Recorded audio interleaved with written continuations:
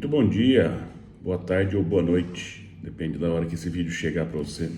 Eu sou o Ricardo Zanella, meu apelido é Popó, e eu venho aqui te convidar para que a gente estude a Bíblia, para nós lermos a Bíblia. Sempre um capítulo por dia, a gente lê um capítulo, tenta estudar um pouquinho dele, aprofundar um pouquinho, tirar algum entendimento e levar para a nossa vida, né? Eu comecei a ler a Bíblia em outubro de 2024. Eu era uma pessoa que nunca tinha aberto a Bíblia para estudar, para ler dessa maneira. E em um momento muito difícil da minha vida, onde eu estava bem perdido em pensamento, em direcionamento, profissionalmente, pessoalmente, uma grande amiga me presenteou com uma Bíblia. Quando eu disse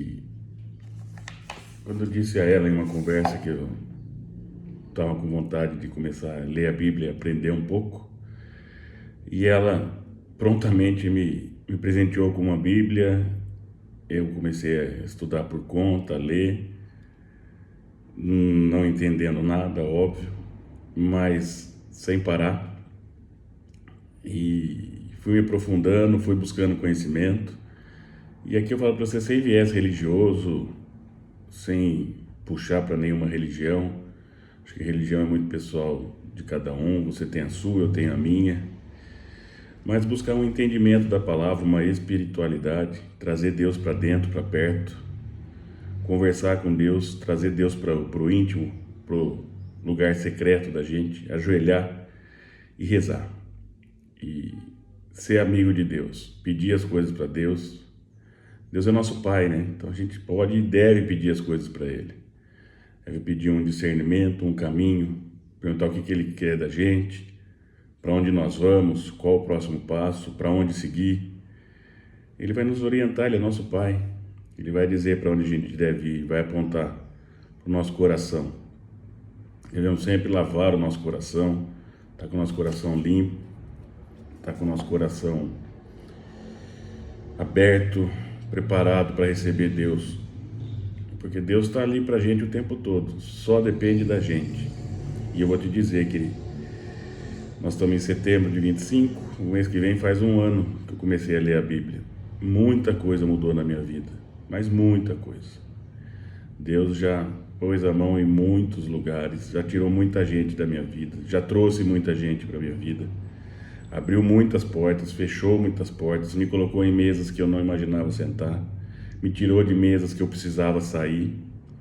Então, Deus é fantástico, Deus é maravilhoso, Deus é de uma misericórdia enorme. E pessoas como eu, falhas, são salvas por Deus. Então, você também pode.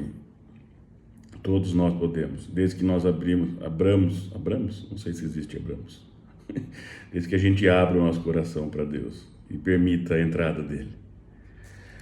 Nós estamos lendo a primeira carta de Timóteo e estamos no capítulo 3, capítulo de bispos e diáconos. Então vamos lê-lo.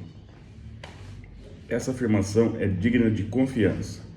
Se alguém deseja ser bispo, deseja uma nobre função. É necessário, pois, que o bispo seja irrepreensível, marido de uma só mulher, moderado, sensato, respeitável, hospitaleiro e apto para ensinar. Não deve ser apegado ao vinho, nem violento, mas sim amável, pacífico e não apegado ao dinheiro. Ele deve governar bem sua própria família, tendo os filhos sujeitos a ele, com toda a dignidade. Pois, se alguém não sabe governar sua própria família, como poderá cuidar da igreja de Deus?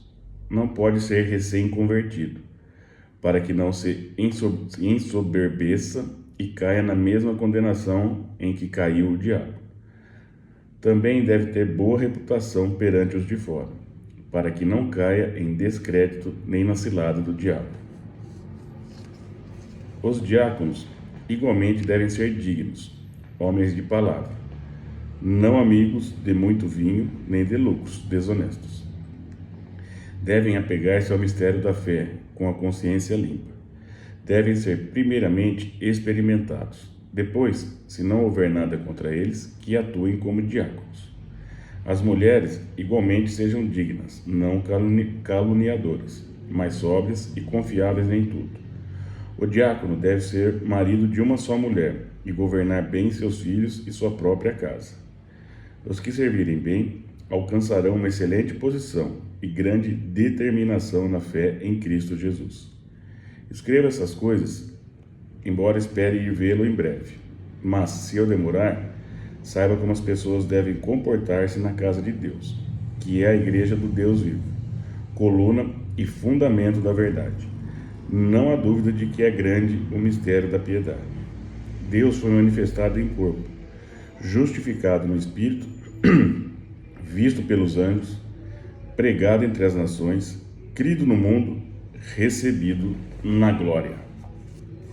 Então esse foi o capítulo 6, onde Paulo fala um pouco sobre ser diácono,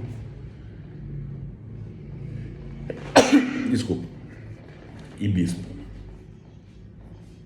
Aqui no capítulo 3, Paulo fala sobre liderança na igreja, quem pode ser bispo e diácono.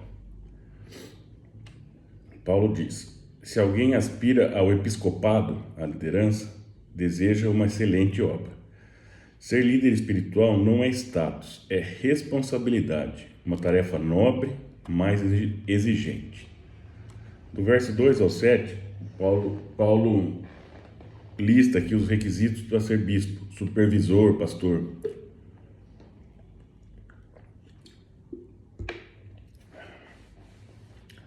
Paulo lista as qualidades que um líder deve ter. Deve ser irrepreensível, ter uma conduta íntegra, marido de uma só mulher, ser fiel, sóbrio, prudente, respeitável e hospitaleiro, apto para ensinar, não dado ao vinho, não violento, mas amável, não briguento, não apegado ao dinheiro, governa bem sua própria casa, se não lidera a família, não lidera a comunidade. Não ser novo na fé, para não se ensoberbecer. Ter bom testemunho até fora da igreja. Ter uma credibilidade pública. A ênfase está no caráter e na maturidade, não em dons espetaculares. Do verso 8 ao verso 13, ele lista os requisitos para ser diáconos, auxiliares, servidores. Semelhante aos bispos, mas com foco em serviço. Homens respeitáveis, de palavra confiável, não dados a muito vinho, não gananciosos, devem guardar o ministério da fé com consciência limpa, testados antes de assumir a função.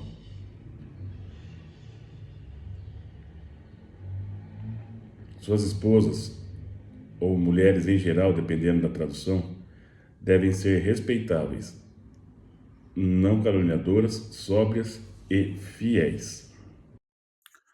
Um diácono deve ser fiel à esposa e bom líder de seus filhos e casa. Aqui o foco é: quem serve precisa ter consistência de vida. Do verso 14 ao 15, Paulo explica por que está escrevendo, para que Timóteo saiba como as pessoas devem se comportar na casa de Deus, que é a comunidade dos crentes, coluna e fundamento da verdade. Não é sobre prédios, mas sobre pessoas. A casa de Deus é o povo reunido. Ele fecha com uma espécie de hino de confissão de fé.